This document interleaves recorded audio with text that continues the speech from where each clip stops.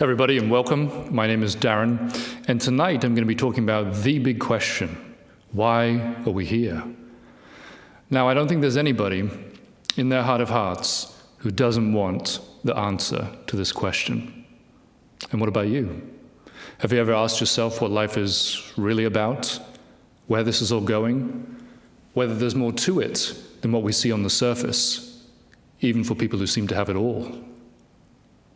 This truth about the meaning of life is something that I wanted for as long as I can remember.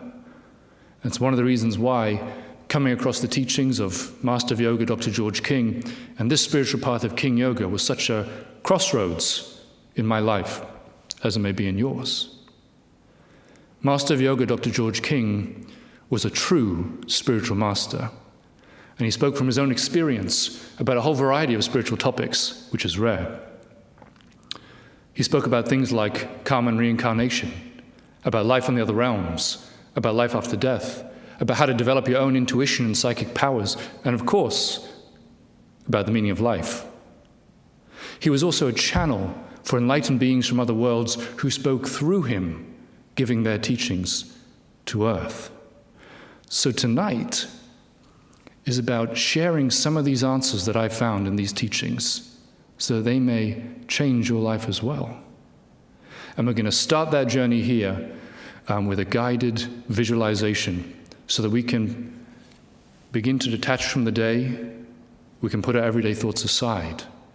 We can even begin to revitalize ourselves and begin to open our hearts and our minds to higher consciousness and higher inspiration so that we can appreciate some of these profound truths that I'm privileged to share with you tonight, which are the subject of our presentation. So I invite you here now to follow along together with me while I lead us all in a few simple spiritual practices. So if you'd like to join in, I invite you to do so. You just want to make sure that you're sitting in a comfortable posture with your back straight, your shoulders back, but without any strain whatsoever. You want to have your hands on the knees with your fingers outstretched. Again, no strain in the body. You're going to have your head slightly tilted backwards, and then just start to close the eyes so you can go within. And then start to close the mouth so you can breathe through your nostrils. And I just want you to take a moment here just to check in, to observe how you're feeling. Calm, stressed, distressed, at peace, whatever that is, just a word. Just make a mental note and then just put it aside. And when you've done that, we're just going to begin now by becoming aware of our breathing.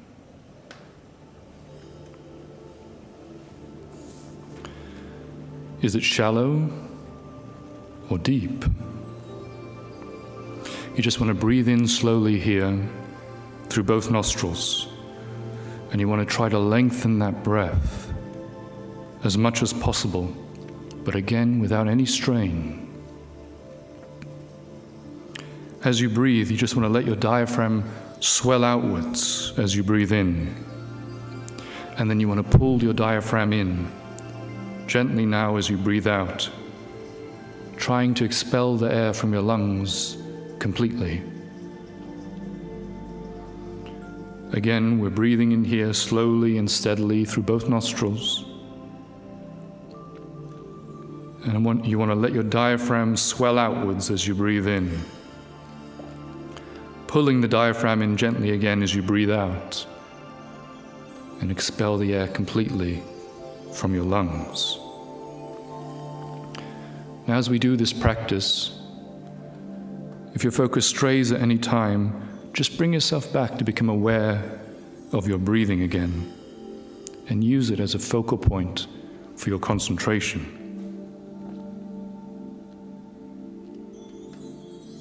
So we're just continuing to breathe out and in as deeply as we can and without any strain.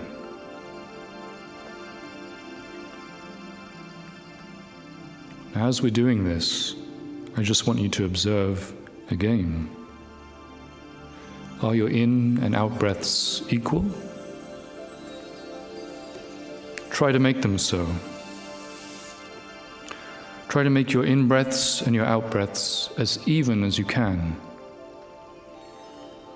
so that we can breathe in and out here with a regular and even rhythm.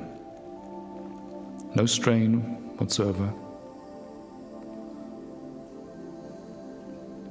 Out and in with a regular and even rhythm, which is a practice you can do any time of the day, of course.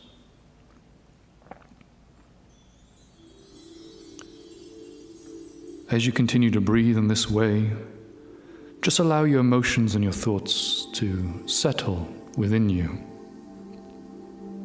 Don't force them in any way, just let it happen naturally, like sediment would settle in a pool as it became still again. And when you let your mind gradually become clear, as this sediment just settles to the bottom and you continue to focus on the breath.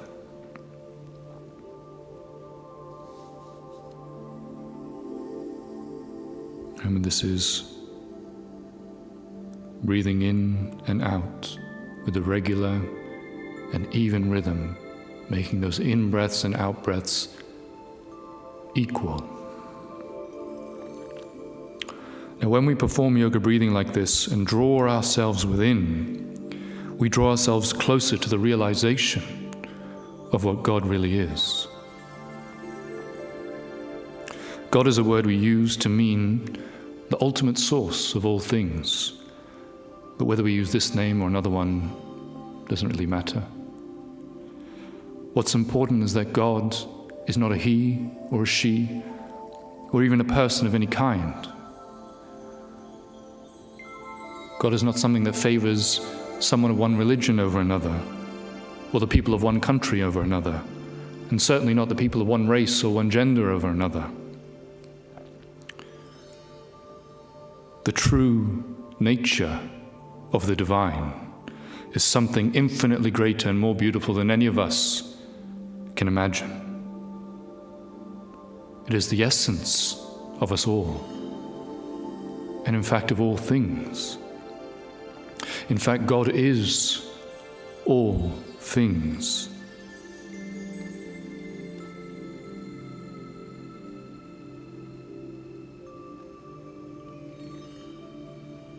Let's continue to draw ourselves in with each breath, out and in, breathing through both nostrils, dwelling on these thoughts about the divine source,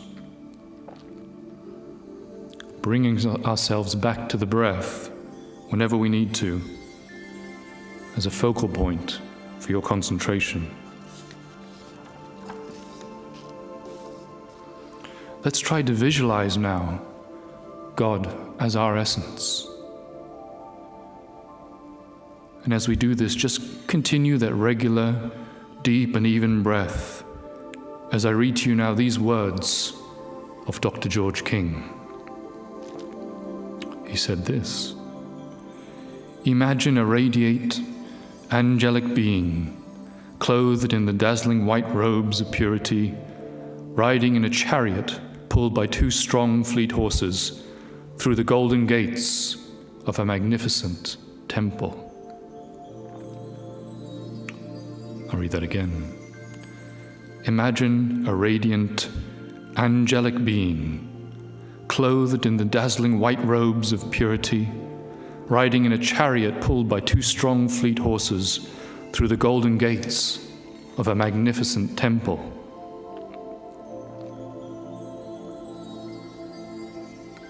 And once more, imagine a radiant, angelic being, clothed in the dazzling white robes of purity, riding in a chariot pulled by two strong, fleet horses through the golden gates of a magnificent temple. Dr. King goes on, "This angelic being, beautiful beyond all description, is symbolic of the spark of divinity within you, the spirit. The will he exerts through his hands over his horses represents the part played by your soul. his guiding hands, your mind, and the powerful horses, prana, while the chariot symbolizes your physical body, and the temple, his destination, represents God, which is the eventual destination of every soul. It's beautiful, isn't it? In those few lines, Dr. King encapsulates not only everything that you are, but also teaches us about the importance of controlling prana. When you breathe, of course, it's not just the oxygen which you draw into the lungs, but prana, or chi, sometimes called the universal life force, because prana is life. And it comes to us in this solar system from and through the sun. Let's keep our minds now turned upon the breath, perhaps more important to us than we ever imagined. And just continue that regular, deep and even rhythm. Out and in through both nostrils. Hear the words of Dr. George King again. He said, very, very few people think about blessing the sun for sending out this tremendous energy which allows them to gain experience, which allows them to make their essential journey back to the true perfection of God again. We are dependent, fully and absolutely and completely dependent upon the sun for the great tides of essential energy which pour forth from the sun to this earth for 24, repeat that, 24, not 12 hours per day. Tides of energy, the like of which we could not exist another moment without. We could not gain the essential experience which would take us back to God, which is the goal of all men. The breath is, without a doubt, the most important way that we take this prana within us. And what's more, you can potentize every breath you take to revitalize and charge yourself with this power. So we're going to visualize this.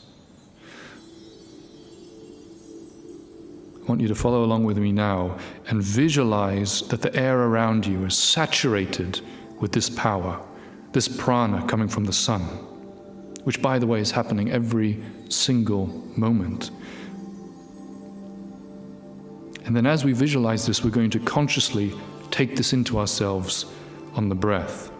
So let's do this. Let's imagine now that the air around you is completely filled with this bright white light.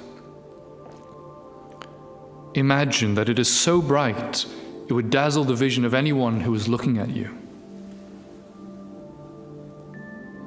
So we're seeing the air around us completely filled with this white light, dazzling the vision of anyone around us. Now, as you do this, you may start to feel a tingling sensation around your body. Some people feel it as a pressure, or even like tiny pinpricks of light, which is what it feels like for me.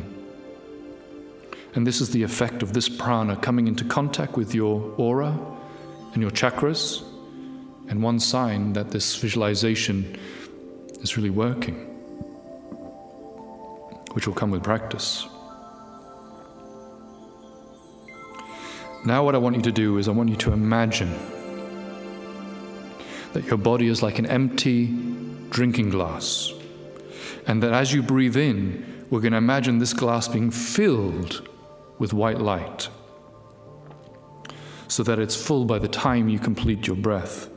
And then on your out-breath, we're going to imagine this drinking glass emptying from the top downwards, so that when you complete your breath, there is nothing left in that glass at all. So let me repeat that. I want you to imagine that your body is like an empty drinking glass, so that as you breathe in, you imagine this glass being filled with this white light, so that it is full by the time you complete your breath. And then on the out breath, I want you to imagine this drinking glass emptying from the top downwards, so that when you complete your breath, there is nothing left in that glass at all.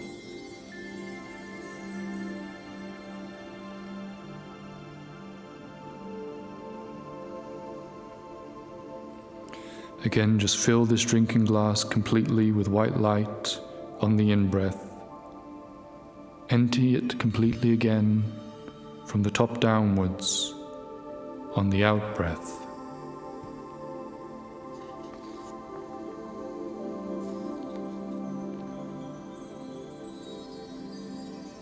We're beginning here to revitalize our whole being, charging ourselves on the in-breath, cleansing ourselves again on the out-breath.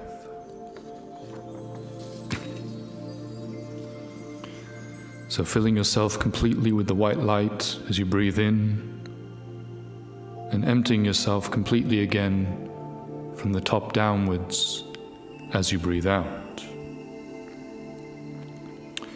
Now with this practice, you're beginning to develop a greater control over the flow of prana within you, into and around your body, which is a stepping stone to higher states of awareness and your destiny, so that you can evolve through experience back to the pluperfection of God.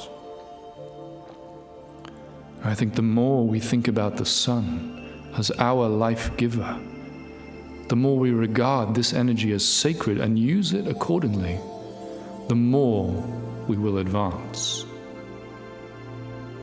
So let's do just that. So far we've been focused on drawing this prana into ourselves, and now what we're going to do is radiate it outwards with as much love as we possibly can. And the good news is that anybody can become a channel for spiritual energy like this. And one of the best ways is through prayer. So let's prepare ourselves to do this now. We're going to detach from the drinking glass visualization, and instead I want you to focus now on my voice as I lead you in this preparation for radiating out this spiritual energy. I want you to visualize a white light coming down from the ethers of space into the top of your head. See that light charging your brain. See it coming down now through your head, your neck, your shoulders, into your chest, and see it flowing outwards, filling your heart chakra, which is just a few inches in front of your breastbone. And now again, see this light coming down through the top of your head, and see it also coming down through your arms, out through the palms of your hands. I invite you here just to open your eyes for a moment so you can see what I'm doing, which is that we're going to raise our hands with our fingers and thumbs together like this, with our palms facing forward and our hands about shoulder height here. And what we're going to do is that we're going to visualize this light now flowing through us, flowing through our heart center, flowing through the centers of the chakras in the palms of our hands. And the reason we have this position is to allow this free flow of energy. So hold it in this position and tune in and follow along as we listen now to a prayer that was given by the Master Jesus through Master of Yoga, Dr. George King.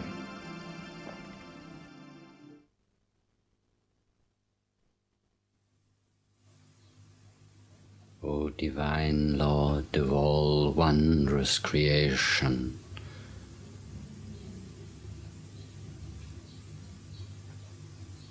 we raise our voices and minds to you now,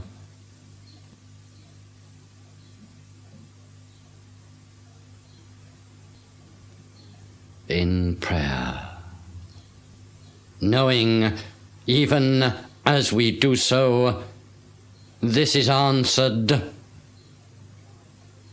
At this moment, O wondrous God, we ask that the hearts and minds of man might be opened to thy presence, to thy mighty light,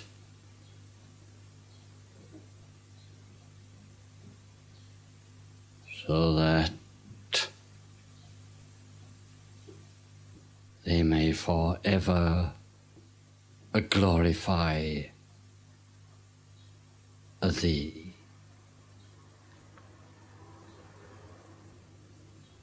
So that they may realize that within them beats a spark directly connected to thy wondrous heart.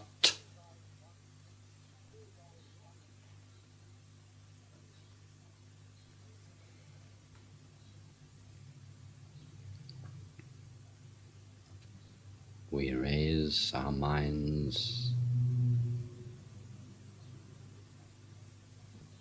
in thankfulness for the fulfillment of our prayer.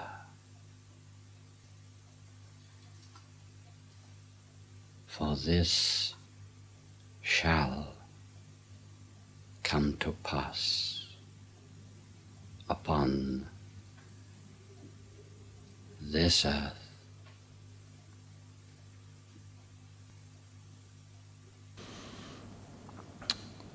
So just come back in your own time there. You can just open your eyes and lower your hands, relax the shoulders. Now when we finish doing sending out energy in that way, we do something called the sealing mudra, which is just to brush your right palm over your left palm just once like that, and that's just to seal off the flow of energy. It's also symbolic of completing the practice.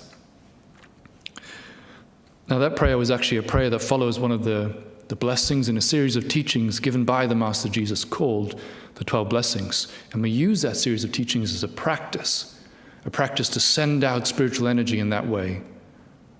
Practice to send out that spiritual energy for global healing, or even to aid in crises, which is something I'll tell you a little bit more about at the end. Something that you all can participate in.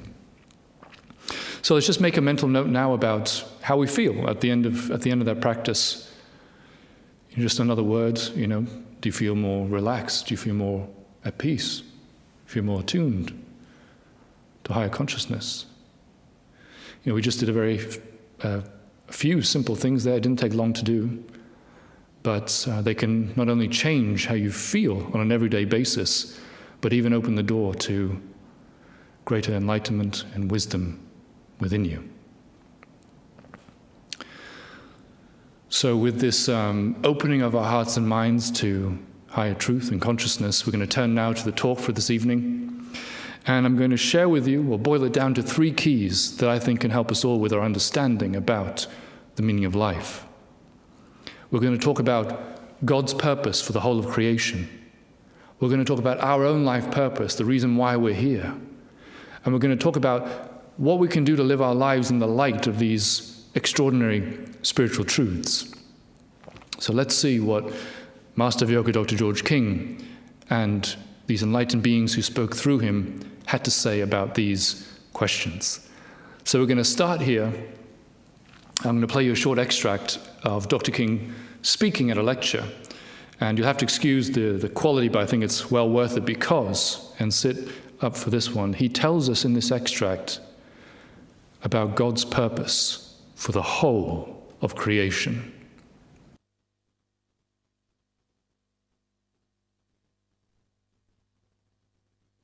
I wonder, have many of you here any idea of how creation took place? It's a big subject. Only a brave man, a wise man, or a fool would attempt to answer it. Pray heaven I am not the fool. Put it very simply, it was like this because it was a simple operation.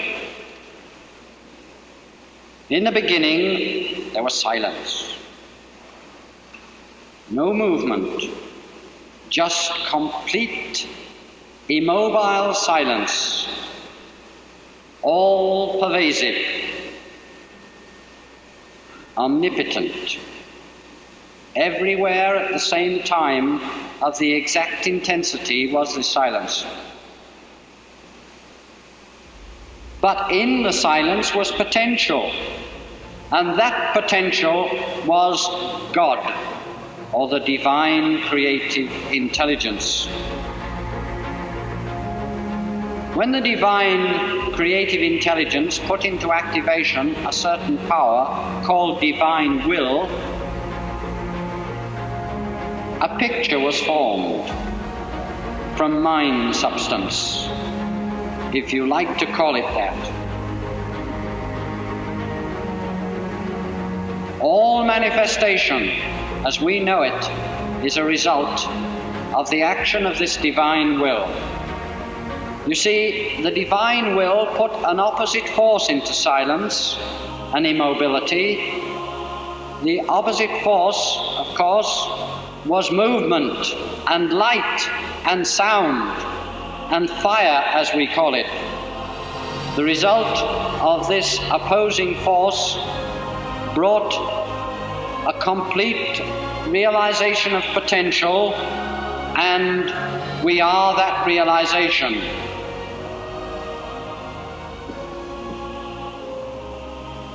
The divine source sent from itself particles of itself to be wrapped up in the matter that it had made, so that these particles may gain all experience and return back to the Godhead again as conscious gods.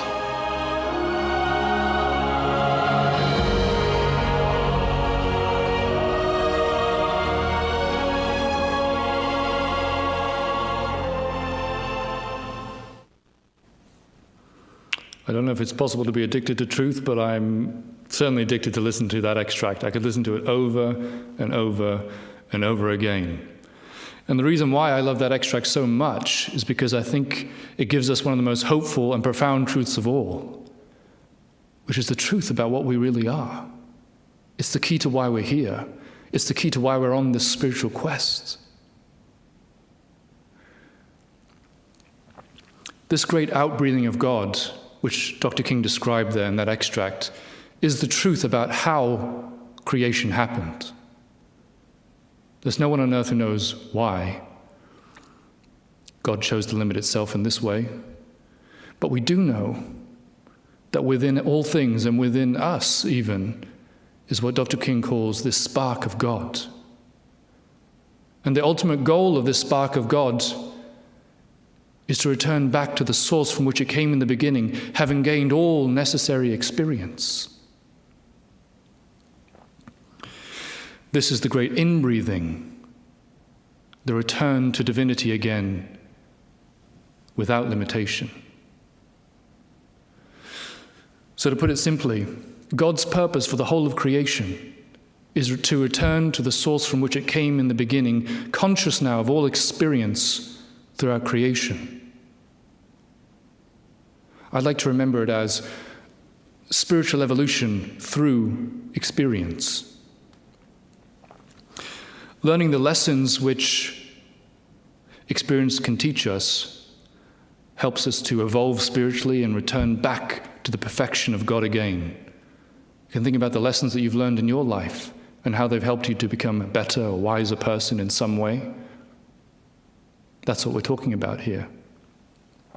And the more we evolve spiritually, the more we will begin to manifest the unlimited spark of God within us and better reflect its supreme perfection in the way that we live our everyday lives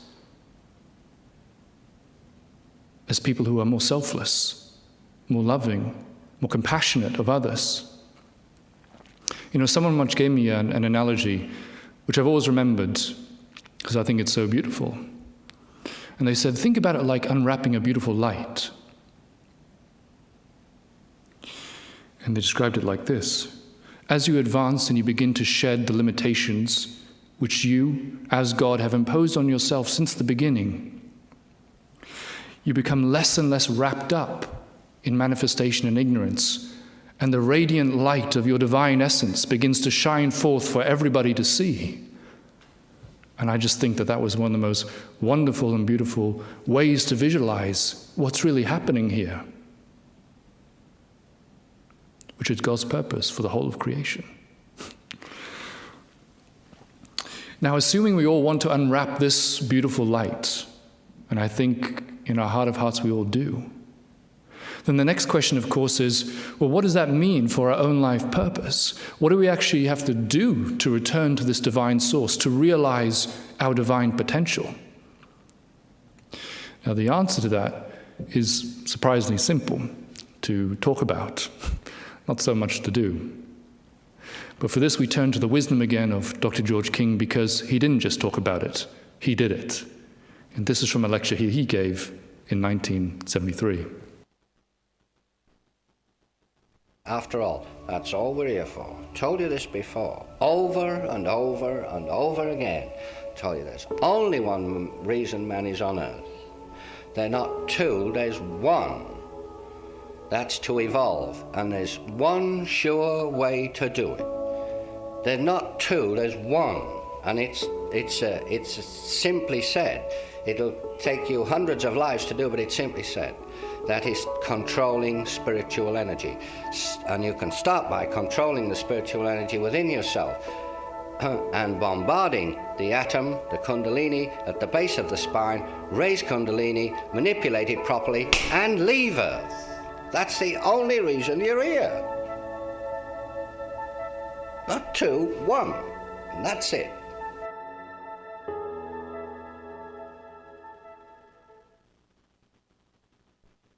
It can be so easily to overcomplicate or overthink our lives, but there he puts it simply. That's the reason we're here. We're here to raise Kundalini in its entirety. That's it. Maybe we expected the answer to be something more. I don't know. But that's our life purpose. It's the reason that we're here on earth. And again, I haven't done this, so frankly, I need this teaching as much as anyone else here. But Dr. King has done this, and that's why we're listening to his words. And as far as he's concerned, life is about learning to control this power. Now, you might not have ever heard of Kundalini before, and that's okay. You don't necessarily need to know about this in order to start controlling this. And there's plenty of people throughout history, of course, who've gone very far on the spiritual path without ever hearing the word, because it was secret knowledge for so long. That said, it is helpful, of course, to know a little bit about it. So what can I say? Well, Kundalini is this mystical power located at the base of the spine, sometimes referred to as the serpent power. The Kundalini is responsible for every aspect of our consciousness. We simply could not live without it.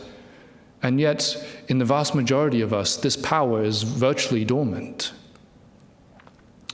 Which brings us to the third point, which is that the Kundalini is the key to spiritual powers and enlightenment. And raising this power is about realizing your divine potential. So let's talk about that for a moment.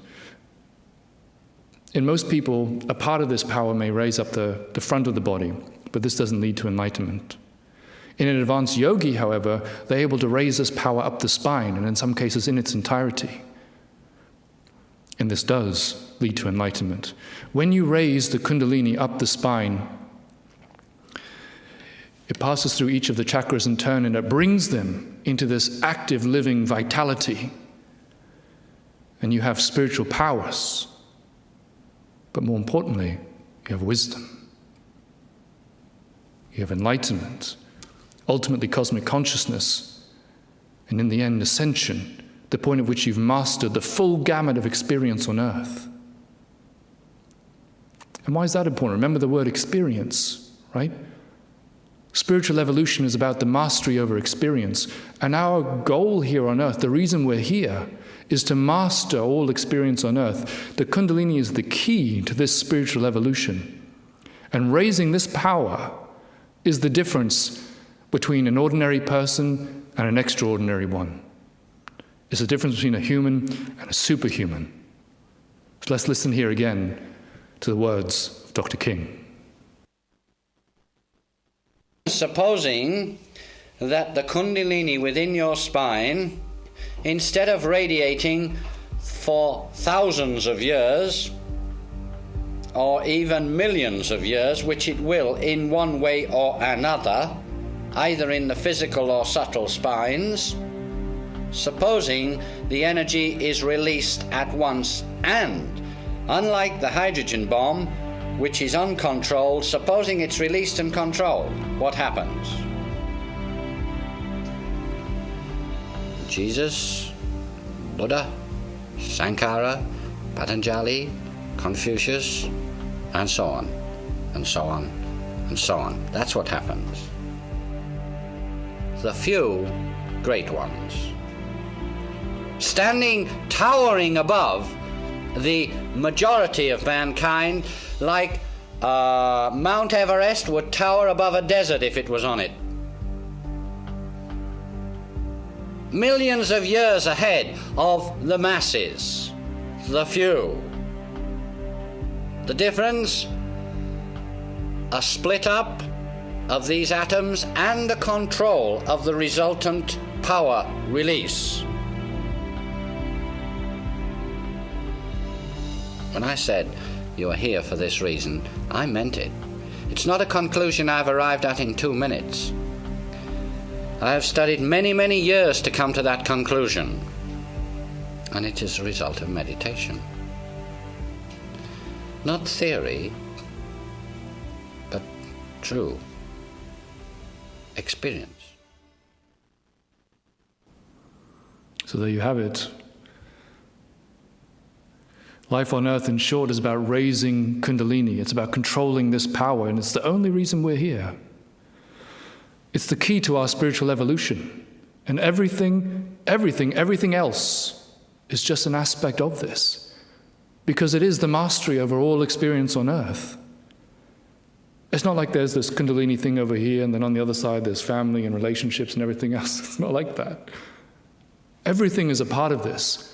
Everything is a part of achieving mastery over experience, and again, kundalini is the key to doing that.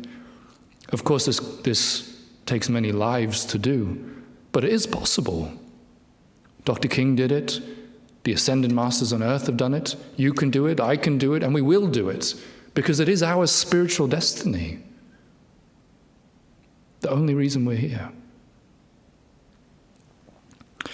Now, kundalini is not without its dangers, of course, so we should always treat it with due caution and reverence. But again, raising this power is possible. And the next question, of course, is how we do this. So now we know a little bit about God's purpose for the whole of creation, right? I'm going to test you on this at the end. Which is to return to the source from which it all came in the beginning, conscious now of all experience. And we also know a little bit about our own purpose, which is to raise kundalini and achieve mastery over all experience on earth. But the next question is, what do we actually have to do to raise this power and do it without any of the dangers attached with doing so? And for this answer, we turn to the wisdom of Mars Sector 6, a great and wise extraterrestrial intelligence who spoke through Dr. King to give his teachings to Earth.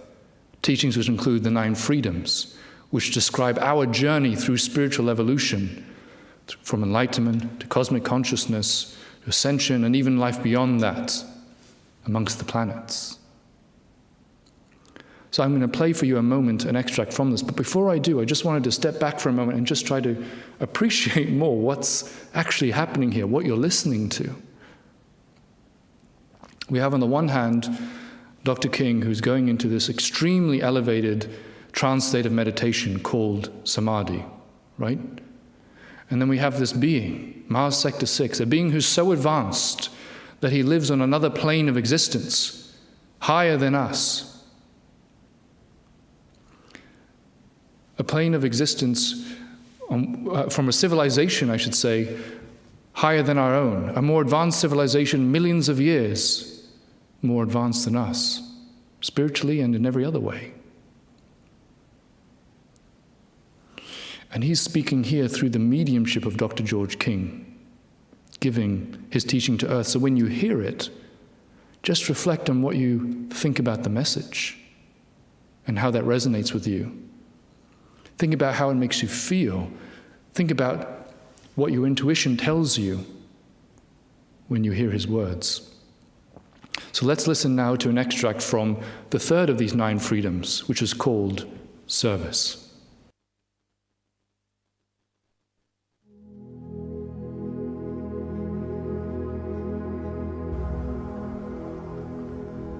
The greatest yoga is service. The greatest religion is service. The greatest act is that act done in service. Kill possession. Transmute selfishness into service for others, and your reward will come. Enlightenment, like the break of dawn upon the darkest night, will cast the shadows of this night before it. Serve, and you will become enlightened.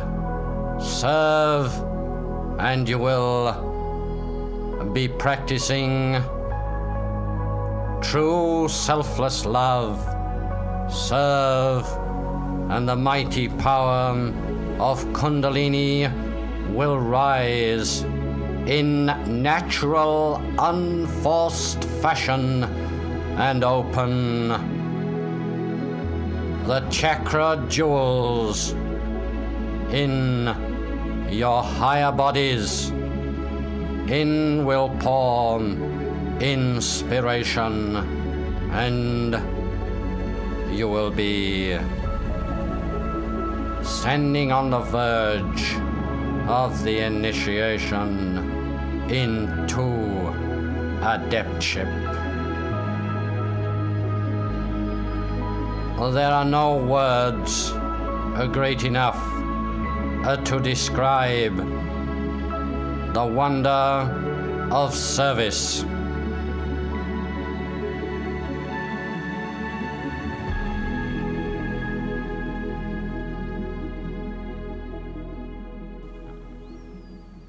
So there you have it, the words and the wisdom of Mars Sector 6, a being from a higher plane of Mars, a planet in our own solar system, a more advanced civilization millions of years ahead of our own. And as far as he's concerned, the best thing that we can do as spiritual aspirants is service to others. For at least 2 reasons I can think of right here of sharing with you. The first of which is that we simply can't afford to focus on our own personal development at the expense of the dire immediate needs of the world that is in crisis around us, let's face it. I think we all know that, I think we all can see that. But second, he also says that any form of service which is an expression of true selfless love will lead to this natural unforced rise of kundalini. Things like volunteering or raising money for people in need. Things like giving spiritual healing. Things like giving spiritual teaching even. Or praying selflessly for others or for the world as a whole, a little bit like what we did earlier. In other words, there's no reason for you and me to attempt the extremely dangerous and difficult practices of trying to force the kundalini up the spine, when we can raise it in this natural, unforced way through service anyway? Going within is still essential, of course. And we all have to develop ourselves to some degree, in fact, in order to be of the best possible service that we can. So we shouldn't neglect our practices, not at all. We should think of them like breathing, in the sense that breathing in, the inspiration and personal development, goes hand in hand with breathing out, which is this expression of service and helping others. The two are completely interdependent. And you can't be really successful, truly successful, I should say, in one without the other. And in fact, some of the most respected and successful people have not only demonstrated this in their lives, but also shared this wisdom with others. Maybe you can recognize some of these quotes and people. The best way to find yourself is to lose yourself in the service of others. Everyone know that one? Mahatma Gandhi? Or what about this one? The only ones among you who will be happy are those who have found and have sought and found how to serve. And that's Albert Schweitzer, great humanitarian. What about this one? Life's most urgent and persistent question is, what are you doing for others? And that's MLK. And Dr. George King, one of my favorites, said, service is the one and only way.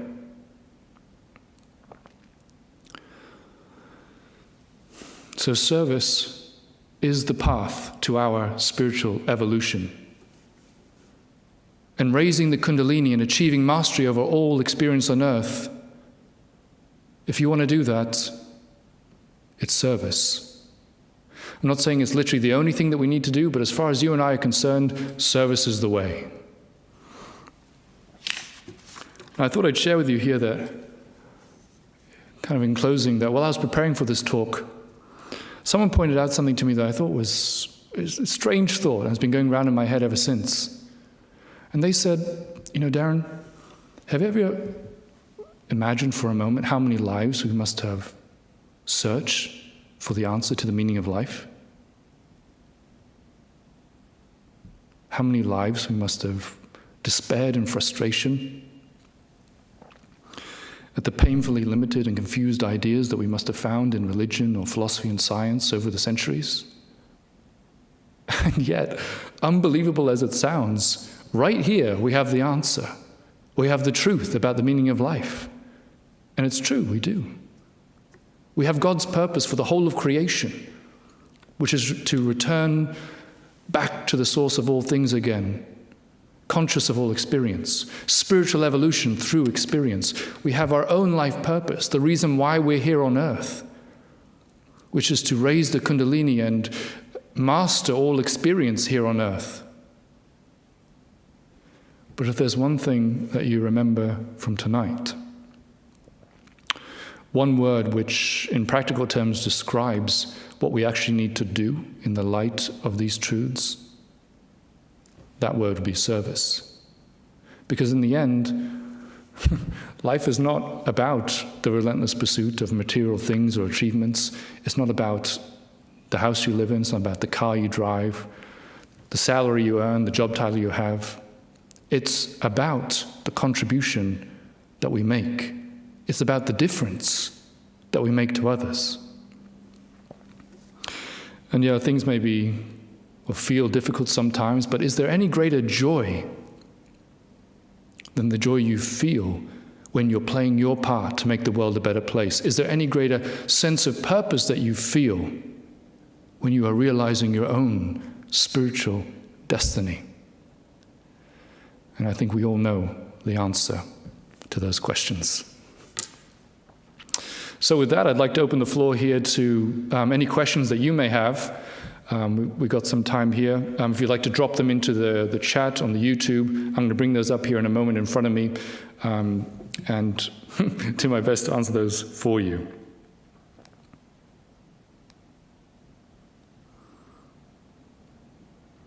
Okay. A lot of people saying hello. Thank you very much. It's wonderful to have you here, of course. Got people from Liverpool, Detroit, Canada, Ghana. Wonderful.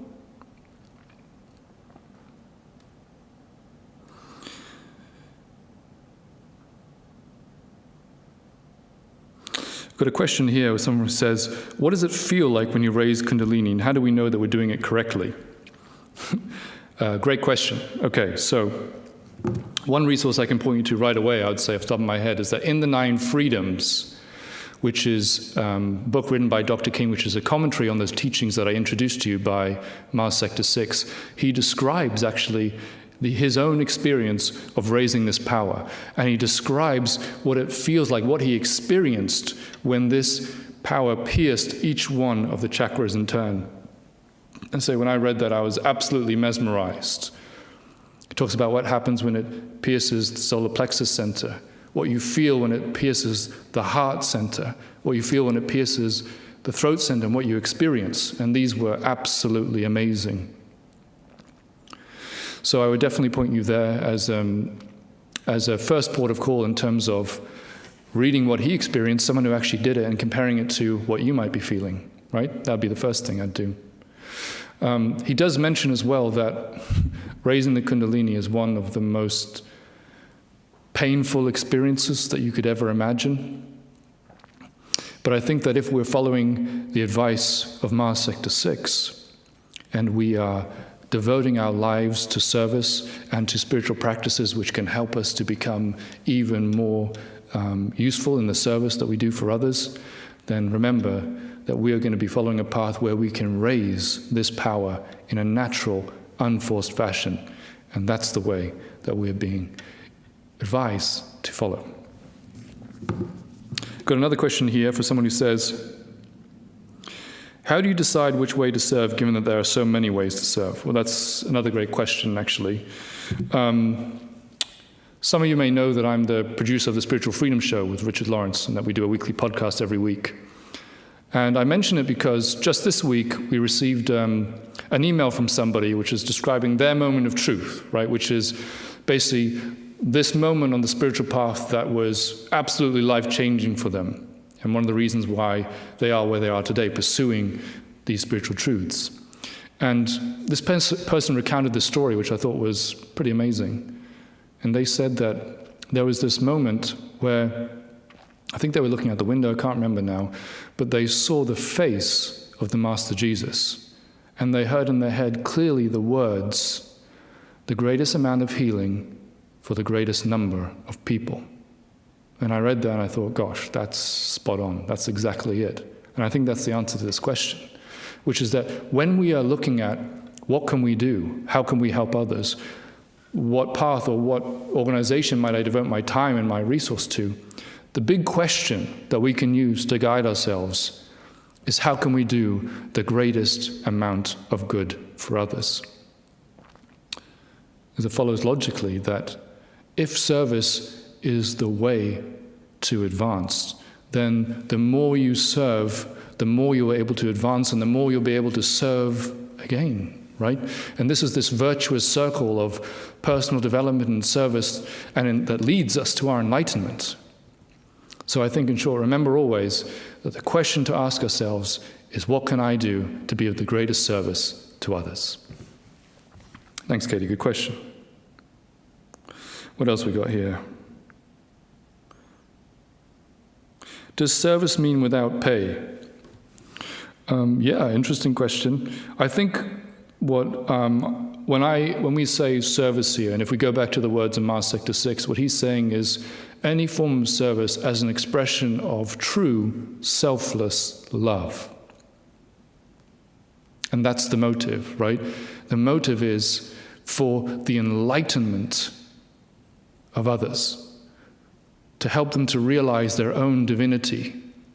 And that comes from the realization of our own divinity and our realization about the oneness of all things. So whether we're getting paid or not, I think what's important is our motive and where this work is coming from. And if it's coming from an expression of true selfless love, or as close as we can get to that, then I think that's what Mars Sector 6 is talking about here.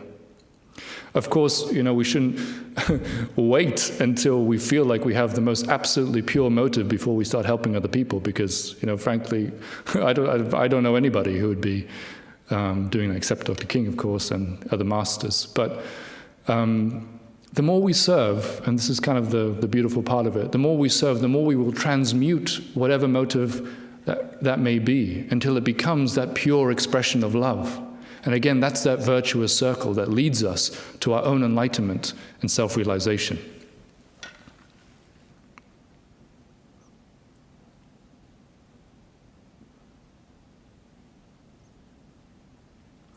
Okay, here's another question from Marina. Thanks, Marina. It said, you mentioned the sun. How do the energies of the sun impact on our spiritual practices? Well, I think the first thing there is, we talked a little bit about the sun in that guided visualization, as you may remember. And what I was saying is that the universal life force, or prana, which is this energy throughout all creation, comes from and through the sun, as far as we're concerned here on earth. And it's that energy which is animating our entire being. Prana is life. Right? So when we are doing these breathing practices, what we're drawing within ourselves, as we did in that guided visualization, we're drawing this prana within us. We're charging ourselves up. We're potentizing our spiritual practices. And if you look at some of the yoga breathing practices taught by Dr. George King, some of those more advanced practices are all about controlling that prana and bombarding the atom kundalini the base of the spine with your visualization to start to draw this power up. So prana, or learning to control it, is absolutely key. Another thing you'll find in the spiritual practices is that the sort of, keep it simple, the quality of the type of prana, I should say, changes in a regular and even cycle. So every 32 minutes, you're getting another type of prana. And you could plan your spiritual practices so that you were covering the full spectrum of those. If you wanted to have an extremely balanced set of practices that you were doing. Let's see what else we've got here. Just a couple more minutes.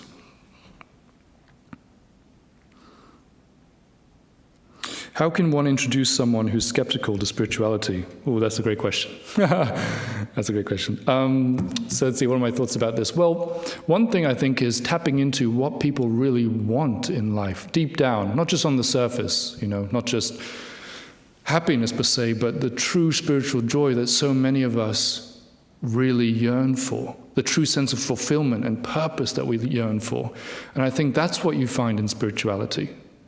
You could talk about the spiritual practices all day, and in terms of their benefits. You could talk about the benefits of spiritual truth, the benefits that we start to experience that are deeper, that go deeper, which are about having a deeper sense of who we are, having a greater realization about what life is really about, having the certainty to go through life with that realization without feeling lost, right?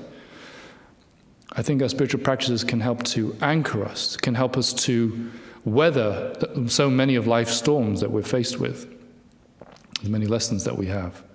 So there's these benefits that you can talk about in terms of what doing spiritual practices, for example, can do for you in your life, and what understanding spiritual truth can do for you in the way that you see life and your perspective on it, the way that you interact with other people, the way that you handle different situations. And I think most of all, it's about understanding what life is really about, as we've talked about tonight. How many people go through life not really knowing what it's about at all? That would have been me 10 years ago, if not for these teachings. We get so much of our information and our conditioning from the world we see around us, and who really has the answer? But here is the answer. And to be able to live our lives in the light of these truths is a massive, massive boon. I mean, this is an amazing privilege, to be able to have these teachings and live our life accordingly, if we choose to, of course.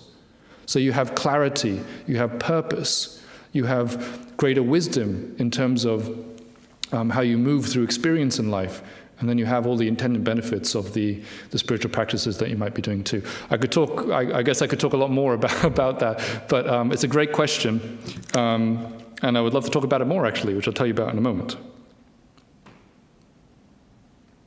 And then I think the last one I'll take here, this one's from Katie. How can we try to avoid not getting caught up in materialism, distractions that seem to be designed to take us away from our true purpose?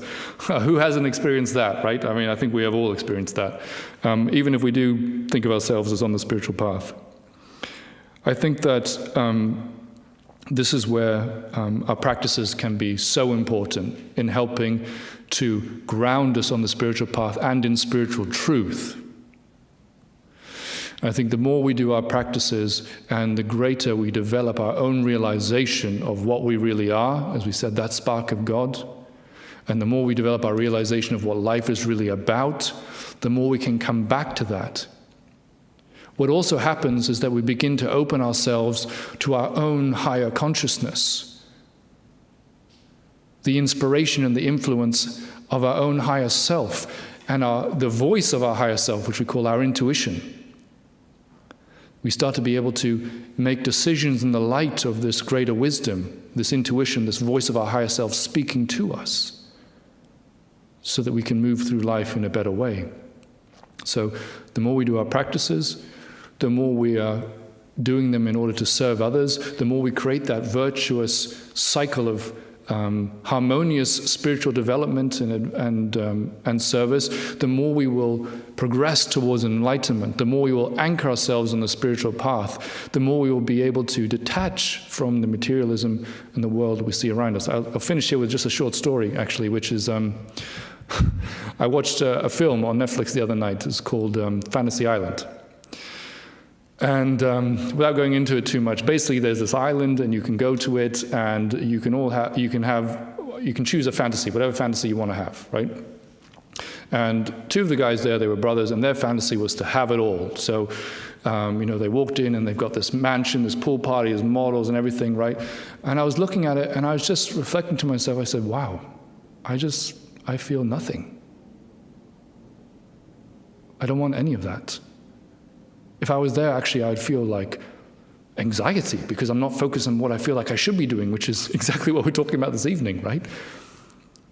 I would feel like I was not at all doing what life is really about, which is mastering experience here, raising kundalini, and as Dr. King says, leaving, right? Completing the cycle of birth here and moving on to another classroom of experience.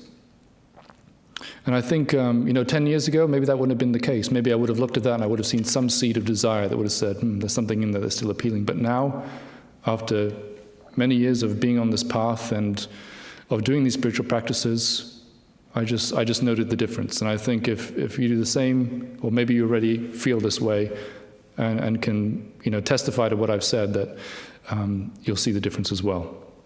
So with that, I think I'll bring the evening to a close there. There's two things that I'd love to tell you before we go. And the first is that if you do have other questions, I'd love to invite you to a follow-up event that we're going to be doing. That's on Saturday, February 19th at 3 p.m. And that's an opportunity, if you do have questions on this or any other spiritual topic, to come along and hang out and chat in a more relaxed and informal setting with me and other people who are here tonight even. And the invite link to that, if you're interested in coming, is either in the description below this video. It's also going to go out an email. If you registered for this event, you'll get that in a couple days. Or worst case, if you don't have access to either of those things, you can always email me, and that's darren@aetherius.org. I'd also like to tell you about something that's happening in just a few minutes here at 8 p.m. British time, and that's to invite you to our next online world healing service at 12blessings.org.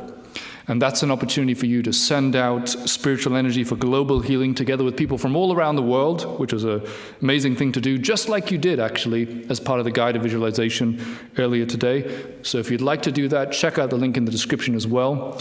And that's an opportunity to, you can be a part of it today, or even if you just like to read a little bit more about what it's about and how you too can become a channel for spiritual energy, how you too can use spiritual energy to help change the world. So with that, I want to thank you all so much for coming, for being here tonight, and may God bless each and every one of you.